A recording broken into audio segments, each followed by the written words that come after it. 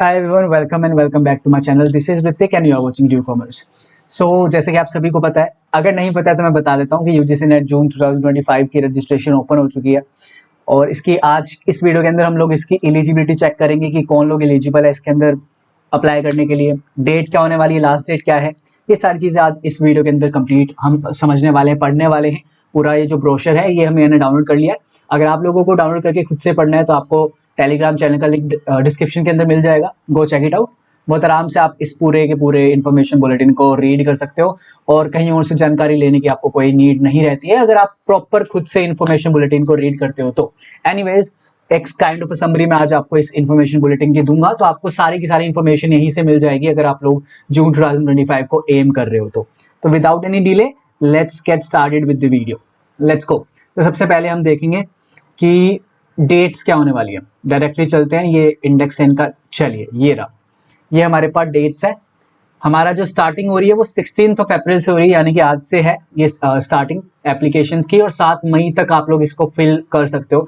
1-2 दिन का एक्सटेंशन ये लोग देते हैं जनरली, तो क्या पता मिल जाए, 7, 8, 9 का मिल जाए, बट आप लोगों ने भर लेना है। 30 अप्रैल के आसपास तक भर लेना। आप लोग यूट्यूब से प्रॉपर्ली सर्च कर लेना इन्फॉर्मेशन की कैसे फिल करते हैं, कैसा कुछ होता है।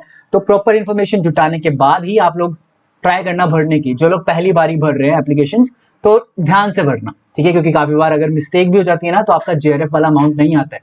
तो ये बहुत मैटर करता है। अगर आपने यूजीसी का ये वाला जो है नेट का एप्लीकेशन जो है, अगर ये कुछ गलती से भर दिया या कुछ गड़बड़ कर दिया इसके अंदर और बाय चांस आपका जेआरएफ क्लियर होता है, जेआरएफ के बाद आप लोग पीएचडी के अंदर एडमिशन ले लेते हो एंड देन आपका जेआरएफ का अमाउंट नहीं आता है।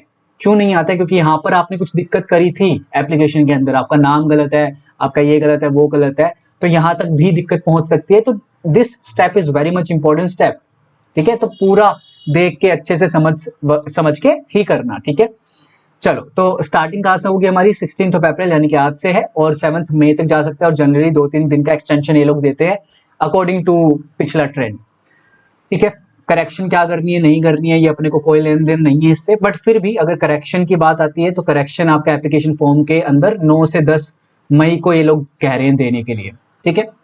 ये भी एक्सटेंड हो जाएगा अगर एक्सटेंशन हो जाती है, 7 मई के बाद वाले 2 दिन अगर दे देते हैं तो एक्सटेंशन ये भी हो जाएगा, ठीक है, जनरली हो जाता है।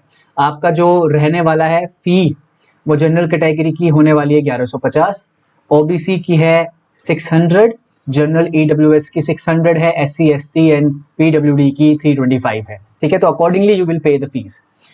उसके बाद आगे बढ़ते हैं हम लोग और चेक करते हैं हमारे एग्जामिनेशन कब होने वाले हैं। तो टेंटेटिव है ये, इसका ये मतलब नहीं है कि 21 से 30 जून ही पक्का है। ये लोग अगर नोटिफाई कर देंगे तो चेंज हो सकती है डेट, लेकिन अभी के लिए हम मान के चलेंगे 21 जून से लेके 30 जून को होने वाला है हमारा एग्जाम, इनके बीच में होने वाला है। और एक चीज का और ध्यान रखोगे, अगर आपका ऑलरेडी क्लियर है नेट और अगर आपने एचपीएससी वालों के लिए भर रखा है, एचपीएससी वाला एग्जाम के लिए भर रखा है, तो इसका 22 जून को पेपर होने वाला है। तो अकॉर्डिंगली ही आप इस एग्जाम को फिल करेंगे अगर आप लोग ऑलरेडी नेट क्लियर वाले बंदे हैं और जिन्होंने एचपीएससी भर रखा है तो, ठीक है, अकॉर्डिंगली करेंगे। क्या पता कॉमर्स का 22 जून को ही हो जाए, तो आप लोग वही है ना कि यूजीसी नेट का नहीं दे पाओगे, एचपीएससी का दे पाओगे। ये मैं उन लोगों के लिए बात कर रहा हूँ जो जेआरएफ निकालना चाहते हैं फिर से, आई मीन उनका नेट क्लियर था, वो जेआरएफ निकालना चाहते हैं, तो मैं उनके लिए बात कर रहा हूँ, और जिन्होंने एचपीएससी भरी है। अगर आप लोग पहले टाइम भर रहे तो आपके लिए कोई इन्फॉर्मेशन ये वाली नहीं थी।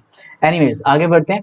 स्कीम क्या रहने वाली है एग्जामिनेशन की, वो उसमें कुछ चेंज नहीं आया है। 3 घंटे का आपका पेपर होगा, कोई ब्रेक नहीं होगा बीच के अंदर। पेपर 1 होगा 1 घंटे का और पेपर 2 पे आप 2 घंटे लगा सकते हो।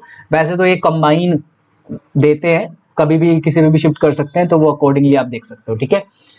टाइमिंग ऑफ एग्जामिनेशन और एग्जाम सेंटर डेट वगैरह ये बाद में आएगी, बाद में अनाउंस कर दी जाएगी, ठीक है। आगे बढ़ते हैं और हमारे बेसिक चीजों को जान लेते हैं कि कैसे या फिर कौन कौन लोग एलिजिबल है। तो सारी की सारी जानकारी मैं इस वीडियो के थ्रू आपको देना चाह रहा हूँ ताकि आप लोगों को कहीं और ना जाना पड़े, ठीक है। तो ये चीज जो है ये है, जब आप लोग एप्लीकेशन फिल कर रहे होगे तो आपको क्या मायने रखना है, क्या चीजें देखनी है, तो ये वो है।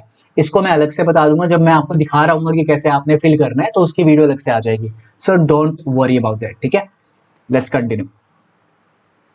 इसको छोड़ देते हैं अभी के लिए, बिकॉज ये मैं आपको बता दूंगा जब हम लोग रजिस्ट्रेशन प्रॉपर्ली मैं आपको दिखाऊंगा करके, एक डमी रजिस्ट्रेशन काइंड ऑफ करके दिखाऊंगा, तो आप वहां से देख लेना, ठीक है। इसको छोड़ो और अभी एलिजिबिलिटी पे आ जाते हैं। इंट्रोडक्शन नहीं लेना अपने को, आगे बढ़ते हैं अभी के लिए।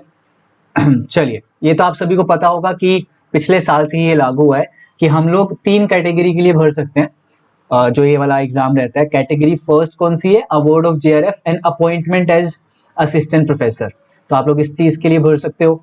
आप लोग कैटेगरी 2 के लिए भर सकते हो, जो किसके लिए रहता है, बेसिकली नेट होता है आपका, प्लस में पीएचडी एडमिशंस के लिए होता है। और थर्ड कैटेगरी होती है सिर्फ और सिर्फ पीएचडी वाली। तो इन तीनों कैटेगरी के लिए आप भर सकते हो, मतलब इन कैटेगरी के लिए आप भर सकते हो, ठीक है। तो ध्यान से वहां पर कैटेगरी को चूज करना। अगर आप लोगों ने सिर्फ और सिर्फ थर्ड कैटेगरी चूज कर ली होगी, वैसे तो वहां पर तीनों पे टिक हो जाता है। अगर आप फर्स्ट कैटेगरी वाला चूज कर लेते हो तो तीनों पे टिक हो जाता है। तो आप देख लेना, अगर आपका इतना स्कोर बनता है कि सिर्फ और सिर्फ पीएचडी एडमिशन के लिए आप एलिजिबल हो, तो आपको ये वाला मिलेगा। ऑब्वियसली कैटेगरी 3 में आप 3 में क्वालिफाई करोगे, ऐसा लिखा आएगा जब आप क्वालिफाई करोगे, तो ये वो वाली चीज है, ठीक है। तो अभी के लिए, आज के लिए, या फिर अभी से, या फिर पिछले साल से ये वाला क्राइटेरिया शुरू हो गया है, जहां पर आपको जेआरएफ का अवार्ड मिलता है अगर आपके बहुत अच्छे मार्क्स है। जेआरएफ क्लियर नहीं होता है तो आपका असिस्टेंट प्रोफेसर यानी कि नेट वाला क्लियर रहता है, प्लस में आपका पीएचडी क्लियर होता है, ठीक है। और अगर आपका इतना स्कोर नहीं बनता है कि आप जेआरएफ क्लियर कर पाओ या नेट क्लियर कर पाओ, तो क्या पता आपका इतना स्कोर बने कि आप पीएचडी एडमिशंस के लिए एलिजिबल हो जाओ। और ऐसा नहीं होता है कि जो लोग पीएचडी के लिए एलिजिबल हो जाते हैं वो लोग एडमिशन नहीं ले पाते हैं पीएचडी में, क्योंकि जेआरएफ वाले होते हैं वहां पे। ऐसा कुछ नहीं है, मैंने काफी ऐसे लोगों को देखा है जिनका पीएचडी क्लियर होता है और फिर भी वो पीएचडी में एडमिशन ले सकते हैं, ले पाते हैं, but they work on their research proposal. तो आपको उसके ऊपर ज्यादा ध्यान देना पड़ेगा, अपनी नॉलेज पे ज्यादा ध्यान देना पड़ेगा, इंटरव्यू क्रैक करना पड़ेगा, बस वो मायने रखता है, इंटरव्यू मायने रखता है, वो हम बाद में बात करेंगे। अभी आगे बढ़ते हैं, एलिजिबिलिटी पे बात करते हैं, ठीक है।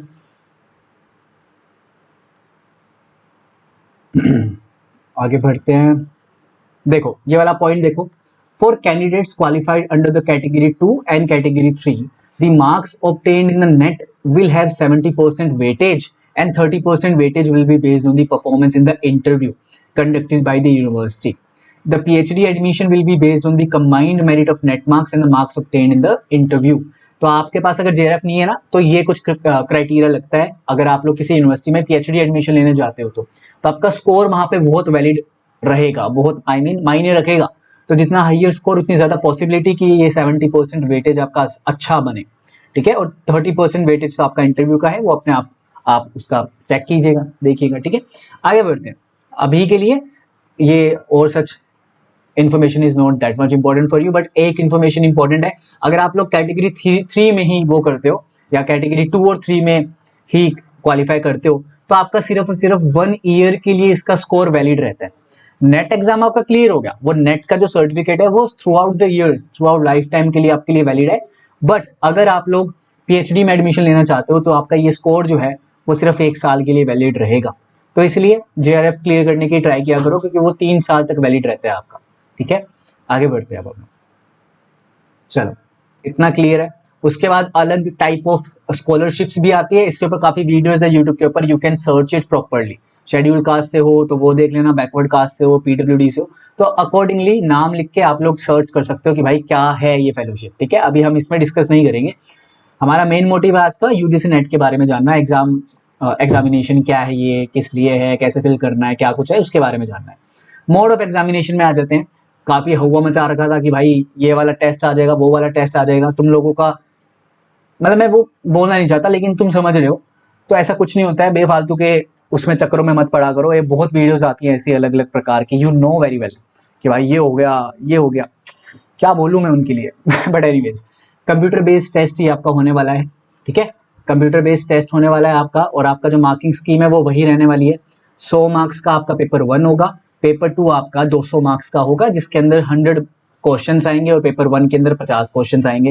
ये आपको पता ही है, ये वही है, सेम जो हमारी स्कीम रहती थी वही है। Paper 1 and paper 2। Paper 1 is very general kind of paper, जो सबके लिए सेम रहता है उन सारे सब्जेक्ट्स में, और पेपर 2 अपना डोमेन स्पेसिफिक होता है या सब्जेक्ट नॉलेज स्पेसिफिक होता है, ठीक है। जैसे कॉमर्स के हम लोग तो कॉमर्स का है, ज्योग्राफी के हैं तो ज्योग्राफी का है, बाकी पेपर 1 अपना सेम रहेगा। चलो लेट्स मूव ऑन। 3 घंटे का पेपर रहेगा, इतना क्लियर होता है। आगे बढ़ते हैं, सब्जेक्ट एंड सिलेबस आप अपना देख लीजिएगा, और ये आपको सिलेबस भी यूजीसी की वेबसाइट पे मिल जाएगा, ठीक है। अगर कॉमर्स के लिए देखना चाहते हो तो कॉमर्स के लिए I will upload it on my Telegram channel, link आपको डिस्क्रिप्शन के अंदर मिल जाएगा। You can join the Telegram channel, WhatsApp channel as well, and follow me on Instagram as well. Anyways let's move on. Medium of question paper, ये काफी बच्चों की doubt रहती थी कि सर हम हिंदी मीडियम वाले बच्चे हैं तो क्या हमारे पास वहां पे इंग्लिश में भी आएगा या हिंदी में भी आएगा, और हम इंग्लिश वाले हैं तो क्या हमारे पास हिंदी में भी आएगा क्या।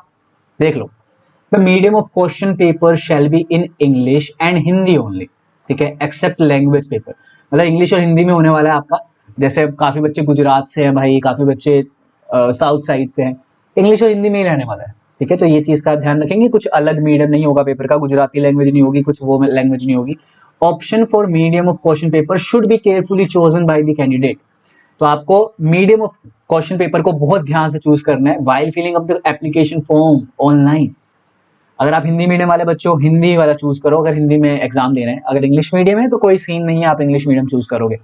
दी option once exercise can not be change, तो इसको स्टार लगा लेना। This information is very much important for you. Candidates are required to answer in the medium as per option exercise in the application form. Okay जी, जो आप choose करोगे उसी के अंदर आप लोगों को प्रोवाइड करवाना होगा आंसर, ठीक है। Let's now move on. In case of any ambiguity in translation or construction of a question in the exam, its English version shall be treated as final and the decision of NTA shall be final in this regard. ये चीज का आप बहुत अच्छे से ध्यान रखोगे। मैंने ऐसे पिछले साल देखा था, मैंने कौन सा एग्जाम दिया था, सितंबर का एग्जाम दिया था मैंने, वहां पर इंग्लिश में कुछ और लिखा हुआ था और उसका हिंदी वर्जन कुछ और बन रहा था, एक बिजनेस इकोनॉमिक्स का क्वेश्चन था, ठीक है। तो यहाँ पे क्लियरली मेंशन्ड है बाई एनटीए कि उसका इंग्लिश वर्जन ही लास्ट माना जाएगा, ट्रीटेड ऐसा माना जाएगा कि भाई फाइनल है। ये चीज का आप ध्यान रखोगे। तो अगर हिंदी में कुछ एम्बिग्यूटी आ रही है तो we can not do anything, उसका इंग्लिश वर्जन ही सही माना जाएगा। ये चीज का आप बहुत अच्छे से ध्यान रखोगे। और ये सारी चीज जो लिखी हुई रहती है ना, ये लीगली बाइंडिंग है अपने ऊपर भी, ऐसा भी बोल सकते हैं हम लोग। और यहाँ पर इन्होंने साफ साफ बता रखा है कि भाई एक बार एनटी ने अगर फाइनल आंसर की निकाल दी, प्रोविजनल के बाद उसके बाद फाइनल आंसर की निकाल दी, तो उसके बाद हम कुछ नहीं करेंगे, ये भी लिखा रहता है यहाँ पे। तो हम उसके बाद कुछ नहीं कर सकते हम लोग, है ना। तो ये सारी चीजें लिखी गई रहती हैं यहाँ पे क्लियरली। एनीवेज, मार्किंग स्कीम देख लो। अगर आप लोग क्वेश्चन सही करते हो तो आपको 2 मार्क्स मिलते हैं, यानी कि हर एक क्वेश्चन 2 मार्क्स का है। Easy. For each correct response the candidate will get 2 marks. Alright, there is no negative marking for incorrect response. This is very much important, क्योंकि मैंने काफी बच्चों को ऐसा देखा है जो पहली बार अपना एग्जाम देने जाते हैं, जिनका फर्स्ट अटेम्प्ट होता है, वो लोग 150 के 150 क्वेश्चन यानी कि 150 क्वेश्चन करके ही नहीं आते हैं। मैंने मेरे ही फ्रेंड की अगर मैं बात करूं तो उसने पहला अटेम्प्ट दिया था, वो कर आया था कुछ 90 around question. It was a silly mistake, it is a silly thing to do, है ना, कि भाई क्वेश्चन छोड़ दो अगर नेगेटिव मार्किंग नहीं है तो। नहीं, आपको 150 के 150 क्वेश्चन करने हैं। क्यों करने, आगे देखना क्या बोलेंगे ये लोग। देखो, कोई नेगेटिव मार्किंग नहीं है। No marks will be given for questions unanswered, unattempted, marked for review. कोई मार्क्स नहीं दिए जाएंगे अगर आपने मतलब वो छोड़ दिया है, कोई अटेम्प्ट नहीं किया है और मार्क फॉर रिव्यू किया है। वहां पर आपका ऑप्शन आता है मार्क फॉर रिव्यू और आगे बढ़ने का। मार्क फॉर रिव्यू का मतलब होता है कि आप लोग उसको वहीं पर मार्क करके कि मैं बाद में चेक करूंगा, उसके बाद आगे बढ़ जाते हो, है ना। आपने उसको सिर्फ मार्क फॉर रिव्यू किया है, आपने आंसर नहीं किया। आंसर करके आप सेव एंड नेक्स्ट करके मार्क फॉर रिव्यू करते हैं ना, तो उसको कंसिडरेशन के अंदर लिया जाता है। ये मैं बाद में बताऊंगा, जब आपका एग्जाम आसपास आ रहा होगा ना, तब आपको मैं बताऊंगा कि कैसे वहां पर ऑप्शंस रहते हैं। तो नो नीड टू वरी, उसके लिए you need to subscribe the channel. अगर करना है तो कर लेना, बाकी कोई दिक्कत नहीं है। If a question is found to be incorrect और हैज मल्टीपल करेक्ट आंसर, ये देख लो ध्यान से। If a question is found to be incorrect, ambiguous or has multiple correct answer, only those candidates who have attempted the question and chosen one of the correct answers would be given the credit. अब जिसने answer को नहीं किया है टिक वहां पर, तो वो उसको तो मिलेगा नहीं ना कुछ। मान के चलो एक क्वेश्चन है जिसका ए ऑप्शन भी बढ़िया है, सही है, और डी ऑप्शन भी सही है, ठीक है। किसी बंदे ने यहाँ पर ए चूज किया है तो उस बंदे को मिलेगा, और किसी बंदे ने डी चूज किया है तो हाँ, उस बंदे को भी 2 मार्क्स मिलेंगे। ये यहाँ पर बोला गया है, ठीक है। तो इस चीज को आप ध्यान में रखेंगे, इसलिए मैं बोलता हूं कि सारे के सारे क्वेश्चन को अटेम्प्ट कर आओ। नहीं आता है क्वेश्चन तो तुक्का लगा के आओ, कोई बुराई नहीं है उसके अंदर, ठीक है। चलो आगे बढ़ते हैं। If a question is found to be incorrect, वो क्वेश्चन अगर गलत है, and the question is dropped, वो ड्रॉप हो जाता है, एनटी उस क्वेश्चन को हटा देती है, तो देखो यहाँ पर क्या है, then 2 marks will be awarded to only to those candidates who have attempted the question. तो आपने 150 क्वेश्चन किए हैं अटेम्प्ट, और आपका कुछ 2 क्वेश्चन लगा के चलो कि ड्रॉप हो गए, तो आपको मार्क्स मिलेंगे ड्रॉप के। उन कैंडिडेट को नहीं मिलेंगे जिन्होंने अटेम्प्ट ही नहीं किया है। काफी बच्चे ऐसा बोलते हैं ना कि भाई ड्रॉप हो गया है, काफी स्टूडेंट्स भी ऐसा बोलते हैं, काफी टीचर्स भी ऐसा बोलते हैं कि भाई ड्रॉप हो गया है तो सभी को मिल जाएंगे। नहीं नहीं, सभी को नहीं मिलेंगे। जिन्होंने अटेम्प्ट किया है सिर्फ उनको मिलते हैं, ये क्लैरिटी होनी चाहिए, ठीक है। लिखा भी हुआ है इन्होंने, since there is no negative marking candidate needs to choose one most appropriate option as correct answer. इन्होंने बोला है कि भाई अगर गड़बड़ी भी दिखाई दे रही है ना, सबसे सटीक आंसर को चूज करने की ट्राई किया करो, मोस्ट एप्रोप्रिएट चूज करो आंसर, क्लियरली मेंशन्ड है यार, ठीक है, सारी चीजें बता रखी है इन्होंने। चलो मार्किंग स्कीम डन होता है, आगे बढ़ते हैं, आगे वाली चीज जान लेते हैं। अगर हमारे लिए कुछ इंपॉर्टेंट है, एलिजिबिलिटी एंड क्वालिफिकेशन इंपॉर्टेंट है, यही तो इंपॉर्टेंट था। अगर एलिजिबल ही नहीं होगे तो कैसे दे लोगे एग्जाम। काफी बच्चे हमारे बीकॉम के 4th ईयर में होते हैं, काफी बीकॉम के 3rd ईयर में होते हैं, एमकॉम के 1st सेमेस्टर में होते हैं, तो उन्हें कंफ्यूजन होता है कि क्या हम भर सकते हैं नहीं भर सकते। आज वो कंफ्यूजन दूर करता हूँ। पहली चीज है हमारी general unreserved general EWS candidates who have secured at least 55% marks without rounding off in masters degree और equivalent examination from university institutions recognised by UGC वगैरह वगैरह। Computer science electronic are eligible for the test. List of subject at post graduation level is attached appendix 5 के अंदर, नीचे जाकर आपको subject मिल जाएंगे। Other backward class, SC ST, third gender, ये सारे जो हैं इनका एटलीस्ट 50% मार्क्स होने चाहिए without rounding off in masters degree और इक्विवेलेंट एग्जामिनेशन और eligible for this test, are eligible for this test. तो क्या हो गया भाई, 55% हो गया जनरल के लिए, ये मान के चलो। SC ST के लिए क्या हो गया और OBC के लिए क्या हो गया, as you can see here belonging to non creamy layer, इनके लिए हो गया 50% विदाउट राउंडिंग ऑफ। काफी बच्चों का ये भी होता है कि हम सर हमारा 49 पॉइंट समथिंग बन रहे, नहीं, you can not apply to this exam for this exam क्योंकि 50% है और लिखा हुआ है विदाउट राउंडिंग ऑफ, ठीक है। चलो बी पे बढ़ते हैं। अब ये तो हो गया भाई जिन्होंने मास्टर कर ली है, ठीक है। अब देखते हैं बी वाला ऑप्शन क्या बोल रहे हैं। Candidates who are pursuing their masters degree और इक्विवेलेंट कोर्स और candidates who have appeared for their qualifying master's degree final year examination and whose result is still awaited, or candidates whose qualifying examination have been delayed may also apply for this test। क्या बोला है कि जो लोग अपने master degree के अंदर हैं, जो लोग अपने मास्टर डिग्री के अंदर है, पेपर उन्होंने लास्ट सेमेस्टर के दे दिए हैं, जिनका रिजल्ट अभी तक नहीं आया है वो लोग भी दे सकते हैं, या फिर जिन लोगों का लास्ट सेमेस्टर का एग्जाम अभी तक नहीं हुआ है, होने वाला है, डिले हो गया है किसी भी कारण से, वो लोग भी अप्लाई कर सकते हैं।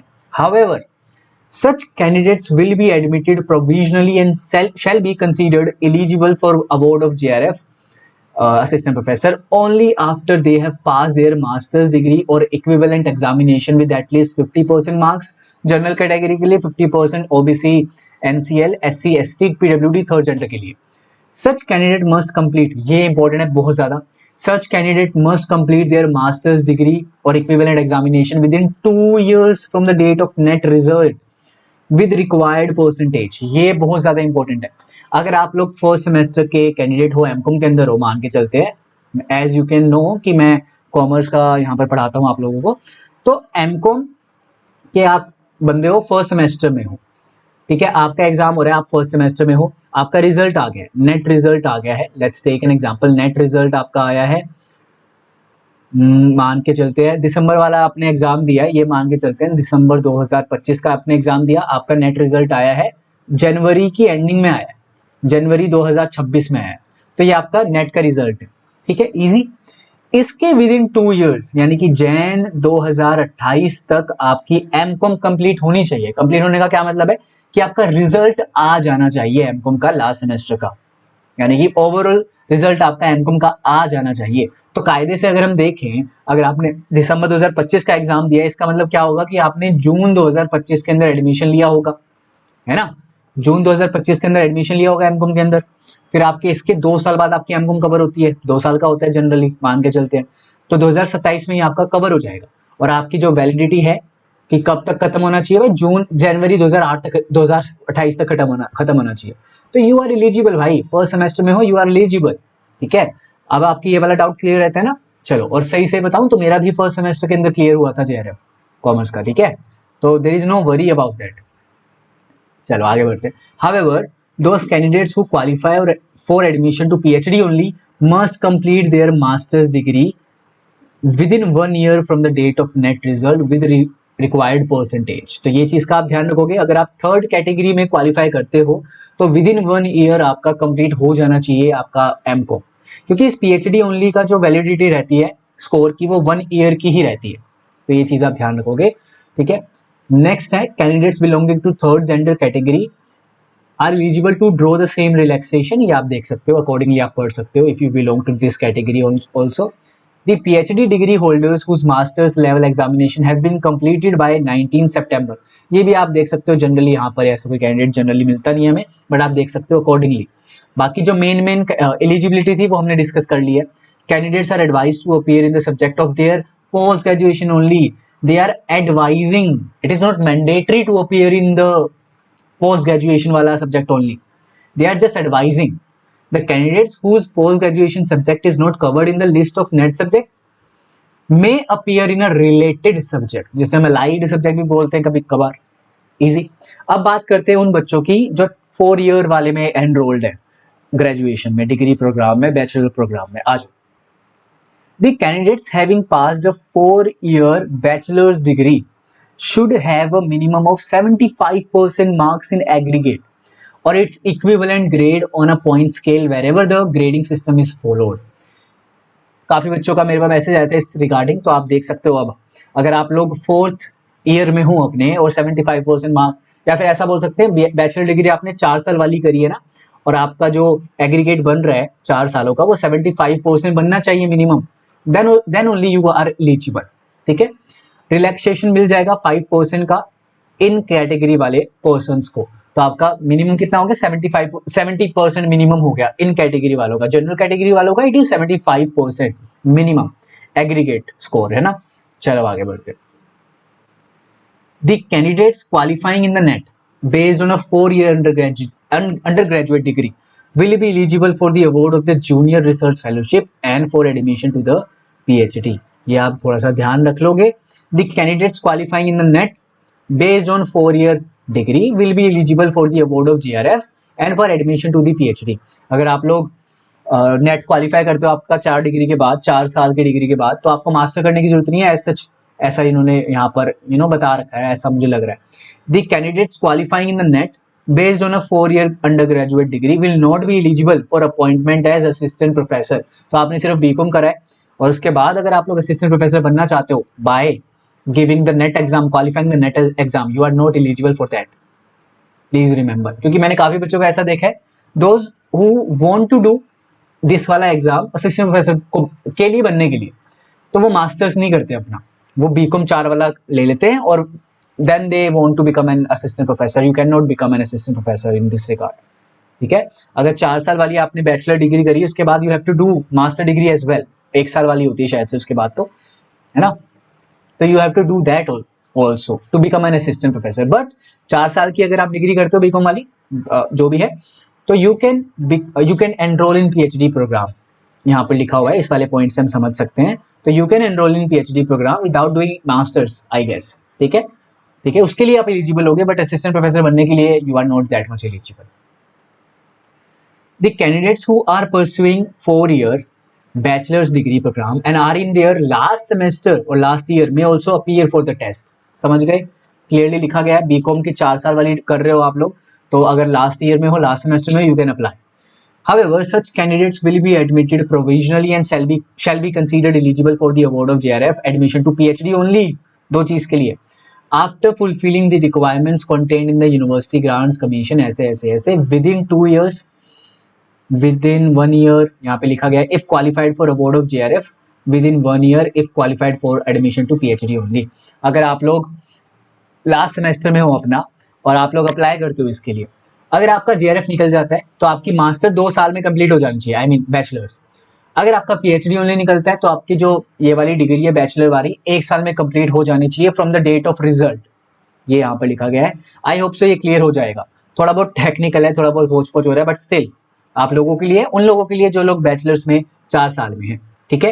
तो जो बच्चे मतलब जिन लोगों के लिए ये इंपॉर्टेंट नहीं है तो वो स्किप कर सकते हैं, आगे बढ़ सकते हैं वीडियो में। एनीवेज, मेरे को तो सारा करवाना है। The candidates with a 4-year bachelors degree programme are allowed to appear in a subject, जो लिस्ट दे रखी है इन्होंने, ठीक है, in which they want to pursue a PhD irrespective of the discipline in which they have obtained the 4-year bachelor's degree, ठीक है।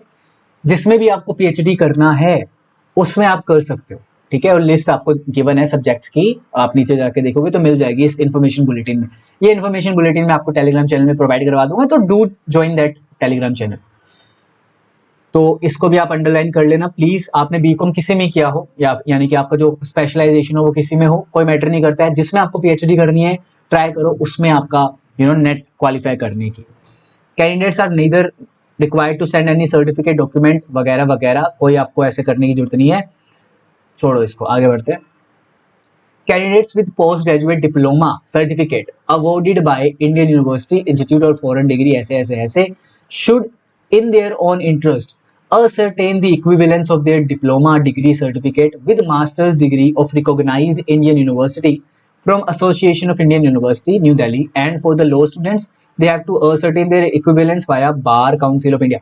मतलब आपका जो डिप्लोमा रहता है और उसके बिहाफ पे अगर आप नेट एग्जामिनेशन देना चाहते हो तो आपको ये असर्टेन करना पड़ेगा, ये पक्का करना पड़ेगा कि आपकी जो ये डिप्लोमा है, ये सर्टिफिकेट है, ये इक्विवेलेंट है क्या मास्टर डिग्री के साइड में साथ में। तो ये आपको खुद से करना पड़ेगा, कैसे करोगे वो यहाँ पर लिखा हुआ है, ठीक है। इंस्ट्रक्शंस पढ़ते हैं अब आगे जाके। It is not that much important I guess. हाँ, तो बोल रहे हैं कि eligibility in NET will depend on the performance of the candidate in both the sections in aggregate. तो आपका पेपर 1 पेपर 2 रहता है, उन दोनों पे डिपेंड रहेगा आपका qualification. The candidates qualifying exclusively for assistant professor and admission to PhD or for admission to PhD only will not be considered for the award of JRF। Obviously भाई, उतना तुम्हारा स्कोर नहीं बन रहा है कि तुम्हें JRF मिले, है ना, तो JRF के लिए तुम्हें नहीं दिया जाएगा, तुम्हें फिर नीचे वाला दिया जाएगा। Candidates appearing in the UGC NET should thoughtfully select the various options available in the application form। I'm really sorry for the disturbance. Let's continue. Candidates who qualify the test for eligibility for the assistant professor will be governed by the rules and regulation। छोड़ो इसको, आगे बढ़ते हैं।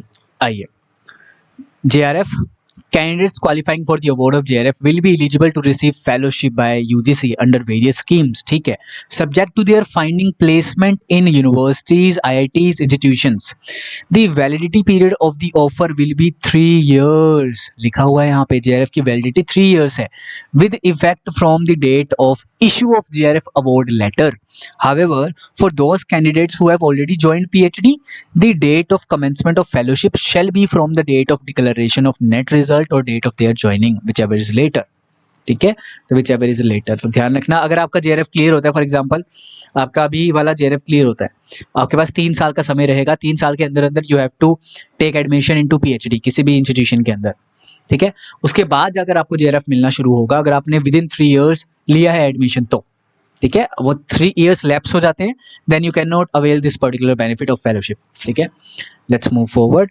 Exemption अभी के लिए छोड़ देते हैं, आगे बढ़ते हैं। इतना आपको क्लियर होता है, मैक्सिमम लिमिट क्या है, 30 years है, not more than 30 years JRF की, ठीक है। और इस रिलैक्सेशन मिल जाएगा अगर आप कैटेगरी से बिलोंग कर रहे हो तो 5 years का रिलैक्सेशन मिल जाता है, बहुत अच्छी बात है। आगे बढ़ते हैं। असिस्टेंट प्रोफेसर की कोई अपर एज लिमिट नहीं है, और एडमिशन लेने के लिए PhD के अंदर कोई भी अपर एज लिमिट नहीं है। Very nice. JRF के लिए है, I hope so you get that. Reservation अभी के लिए कोई ज़रूरी नहीं है हमें पढ़ना। आगे बढ़ते हैं हम देखते हैं और कुछ इंपॉर्टेंट है क्या। एप्लीकेशन प्रोसेस और रजिस्ट्रेशन कैसे करना है ये मैं नेक्स्ट वीडियोस के अंदर आपको बताऊंगा।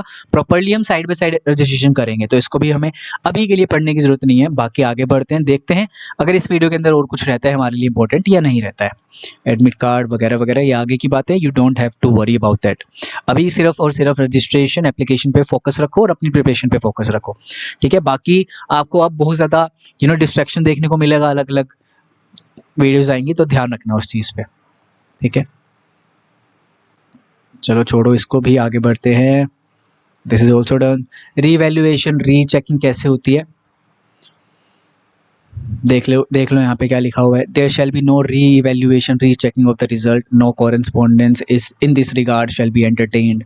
तो इन्होंने ना क्लियरली मेंशन किया होता है कि क्या सीन रहता है। नॉर्मलाइजेशन का सीन इन्होंने बोला है, देखो।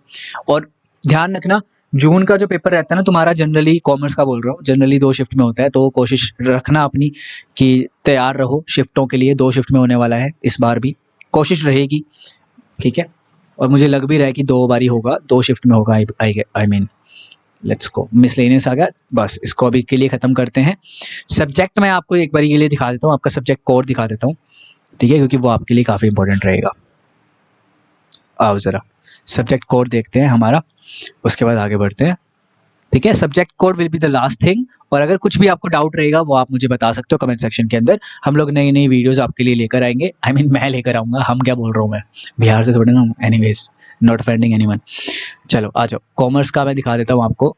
कॉमर्स का कोड है 08, सभी को पता होगा। और मैनेजमेंट वालों का दिखा देता हूँ, बाकी आप अपना पॉज करके देखते रहेंगे। इकोनॉमिक्स वाले का देख लो 01 है, एजुकेशन का देख लो, ठीक है, ज्योग्राफी का देख लो, हिंदी का देख लो, जिसका भी आपको देखना है। मैनेजमेंट का मैं दिखा रहा हूँ आपको 17 है, ठीक है, 17 पेपर कोड है। This is it, done. ये आपकी सिटी रहने वाली है कि कहाँ पर आपका वो आएगा, चूज़ कर सकते हो आप सिटी आपके एग्जामिनेशन सेंटर की, तो आप अपने अकॉर्डिंगली देख लेना यहाँ से। तो ये आप एक बारी ना चेक कर लो, खुद के हिसाब से चेक कर लेना, क्योंकि ना काफ़ी बार ऐसा हो जाता है कि हम लोग किसी और चीज़ से बिलोंग करते हैं और वीडियो में वो चीज़ कवर नहीं होती है। तो please read out the information bulletin. ठीक है, इतने बड़े हो तुम लोग, एमकॉम कर रहे हो या फिर अपने 4th ईयर में हो बीकॉम के, तो इतने बड़े हो, ठीक है। चलो, thank you so much everyone. अब अगर कोई भी आपको डाउट है इस चीज़ से रिगार्डिंग, यूजीसी नेट से रिगार्डिंग, कॉमर्स से रिगार्डिंग, मैनेजमेंट से regarding, you can comment down below. ठीक है, जो भी चीज़ होगी I will try to answer it in next video.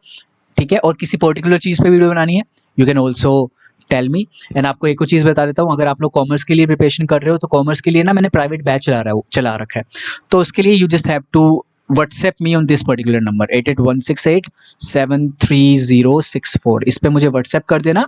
Commerce के लिए अगर आप लोग पढ़ना चाहते हो तो, सिर्फ और सिर्फ पेपर 2 के लिए पढ़ना चाहते हो तो, पेपर 2 कॉमर्स के लिए पढ़ना चाहते हो तो, ठीक है। जो बच्चे दिसंबर वाला एग्जाम देना चाहते हैं, दिसंबर 2025 का, आप लोगों के लिए तो बहुत अच्छी अपॉर्चुनिटी है, बिकॉज ये चीज़ ना आपकी काफ़ी ज़्यादा हेल्प करने वाली है। मैंने कोर्स को ऐसे किया हुआ है स्ट्रक्चर कि आपको कम समय के अंदर ना ज़्यादा का फ़ायदा मिले और आप फ़ायदा उठा सको। और मैंने बहुत मिनिमम प्राइस मैंने यहाँ पर रखा हुआ है, तो आप you can by this particular batch बहुत आराम से। वैलिडिटी इसकी बहुत रहने वाली है, ठीक है। और इसका जो रहने वाला है प्राइस वो 999 ही है, लेकिन अभी मैंने 10% का ऑफ दिया हुआ है। 899 में आप इसको बाय कर सकते हो बहुत आराम से, ठीक है। और वैलिडिटी बहुत रहेगी, नोट्स मिल जाएंगे आपको, तो सारी चीज़ें मिल जाएगी। आप टेलीग्राम पे, व्हाट्सएप पे, कहीं पर आप मुझसे कॉन्टैक्ट कर लेना। Anyways, thank you so much everyone. I hope so you like the video. कोई भी आपको यहाँ पे वैल्यू एडिशन हुआ है तो please like the video and subscribe the channel as well. Thank you so much.